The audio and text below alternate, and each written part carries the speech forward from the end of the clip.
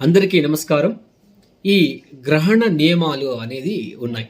చంద్రగ్రహణం కానీ సూర్యగ్రహణం కానీ ఇది జరగడం జరుగుతుందన్నమాట. ఈ జాతకాల్లో కూడా తెలియజేస్తుంటాం అనమాట. చంద్రరాహు సంయోగం ఉంటే ఆ చంద్రగ్రహణం పట్టినట్టు ఉంటుంది. అదేవిధంగా సూర్యరాహు ఉంటే సూర్యగ్రహణం పట్టినటువంటి జాతకులుగా మనం పరిగణిస్తూ ఉంటాం అనమాట. అదేవిధంగా అది కూడా గ్రహణ కలియకులే. సూర్యకేతు లేంటే సూర్యరాహు, చంద్రకేతు, చంద్రరాహు. ఇక్కడ ఒక విషయం చాలా ఇంపార్టెంట్గా చూసుకోవాలి. అంటే గ్రహణం పట్టినప్పుడు 3 గంటలకు ముందు గ్రహణ సమయం ఏదో ఒక నిర్దిష్టమైన సమయము తెలిసే వాళ్ళు తెలియజేస్తుంటారు, లేదంటే పంచాంగాల్లో వస్తుంటుంది. ఇప్పుడు మీడియాలో కూడా చాలామంది కూడా అవేర్నెస్ క్రియేట్ చేస్తున్నారు కాబట్టి పెద్ద విషయం ఏం కాదు. అందుకని ఈ గ్రహణం పట్టే సమయానికి 3 గంటలకు ముందే ఆహారాన్ని సేవించకూడదనమాట. అప్పటికే స్టాప్ చేయాలి. చేయడం అదొక పద్ధతి. తర్వాత ఏదైనా నిలువ ఉంచినటువంటి పదార్థాలు అంటే మన ఇంట్లో ఇప్పుడు ఫ్రిడ్జ్లో అన్నీ ఉన్నాయి. ఏదో ఒక దోశ పిండి, ఇడ్లీ పిండి, ఏదో ఒకటి వస్తువులు చేసుకుంటాం. కొన్ని ఫుడ్ అయితే మనం పారేయలేం కాబట్టి వాటిలో ఏం చేయాలి? ఈ దర్భ గడ్డి దొరుకుతుంది అనమాట. ఆ దర్భ తీసుకొచ్చి ఆ పదార్థాల్లో వేయడం. అదేవిధంగా దొరకపోదంటే గెరికను కూడా తీసుకొచ్చి వేయడం. ఇదేదైనా చేయొచ్చు అనమాట. ఆ పాత్రలు కూడా దాన్ని మూసి ఉంచడం, ఏదైనా కూడా అంతే. నిలువ ఉంచిన దేనిపైన వస్తువులపైన ఈ దర్భను ఉంచడం వల్ల అది పవిత్రంగానే ఉంటుంది. దోషం అయితే రాదు. ఆ గ్రహణ దోషం దానికి ఇంపాక్ట్ అవ్వదు.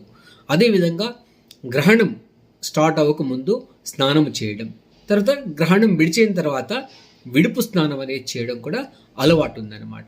అది సూతకంలాగా మనము పరిగణిస్తాం కాబట్టి ఇది చేసుకోవడం చాలా మంచిది. అదేవిధంగా ఈ గ్రహణ సమయంలో ఏం చేయాలి? ఏదైనా గురు మంత్రం, ఎవరైనా గురువులు కానీ మీకు మంత్రం ఇచ్చి ఉంటే కానీ దాన్ని తీసుకోవడం, దాన్ని పఠనం చేయడం. అదేవిధంగా విష్ణు సహస్రనామం, లలితా సహస్రనామం ఇటువంటి పారాయణం చేయడం. తర్వాత మీకు ఏదో ఒక మంత్రం, దుర్గా సూక్తం, లేదంటే ఏది లేదు ఓం నమ శివాయ అనే పంచాక్షరి మంత్రాన్ని కూడా జపించడం చాలా మంచిది. అదేవిధంగా ఇంకా ఎవరైనా ఎక్కువగా చేస్తామనుకుంటే డుమ్ దుర్గాయే నమః అనే మంత్రాన్ని కూడా జపించడం వల్ల చాలా మంచి ఫలితాలు వస్తుందని తెలియజేస్తున్నాం. ఆ గ్రహణ ప్రభావము పడకుండా మంచి తేజోవంతమై మంచి వృద్ధి చెందడం జరుగుతుందన్నమాట.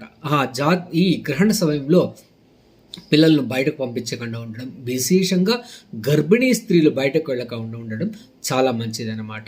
అది అలా చేయడం వల్ల ఆ గ్రహణ దోషం నుండి విముక్తి తొందరగా బయటపడే అవకాశం ఉంటుంది తెలియజేస్తున్నాం అన్నమాట.